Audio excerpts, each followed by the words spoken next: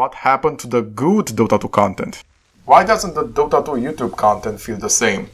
How did we go from SFMs, dank memes, and actual original content to this? Oh yeah, quick disclaimer, this video isn't entirely meant to offend anyone or to diss anyone specifically. The topic of this video can also be quite subjective since you might probably enjoy this era of Dota YouTube, but me and a few others don't.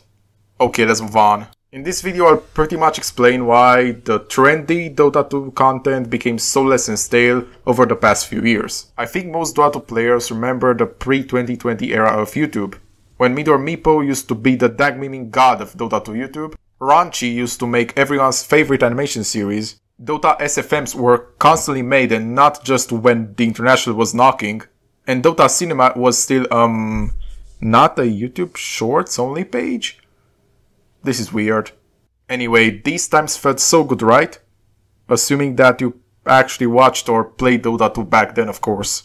Well, these times are over, because most YouTubers that were popular back then were forced to stop making videos, switch to streaming on Twitch, or change their content entirely.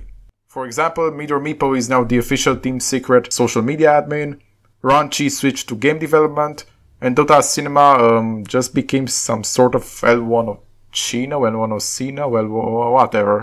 Okay, I couldn't actually find what happened to Dota Cinema or what led to this change, so if any of you know what happened to them, please leave a comment under this video. Now we are going to cover the 2020 plus era of YouTube, which I think most of you are probably familiar with.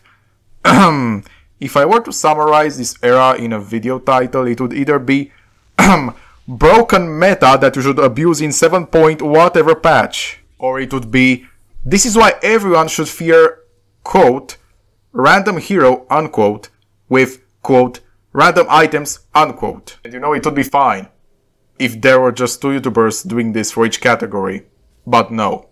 There are more and usually copy each other's art style. Of course, I'm not going to show the actual videos because I fear the negative comments flood that can be caused by the fanboys of these respective channels, but that's of course only if this video will actually reach a moderately big audience. Just like some of my other videos. Now, how did it come to this? Well, the only logical explanation is it is easier to be overly inspired by the content of others than to take a small example from them or simply develop new content. Maybe I should write a book. Especially when their content gets hundreds of thousands of views per video. And between you and me, it would be totally fine if they would get inspired from content made by other games YouTubers. But no.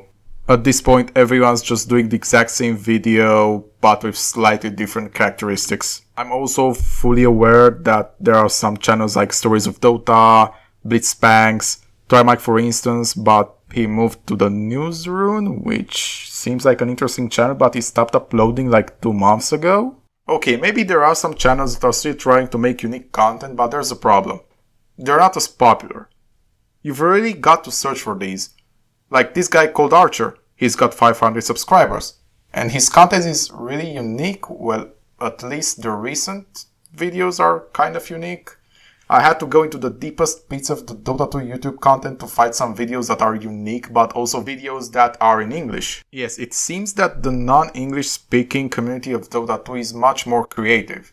Maybe this is also a good reason why the English Dota 2 content is simply not getting enough clicks. The content with no dialogue or dialogue that doesn't have complicated notions are easier to understand for people that don't know English. The language barrier is a huge thing for some, because they might not understand what you are trying to say, and vice versa. For example, I usually find it difficult to talk to people who aren't at least an A2 or a B1 in English, because whenever they say something, I assume that I understand what they're actually saying, even though they were talking about something completely different. I don't know if that makes sense really. If you want to stick around during my content creation journey, I suggest voting on this poll.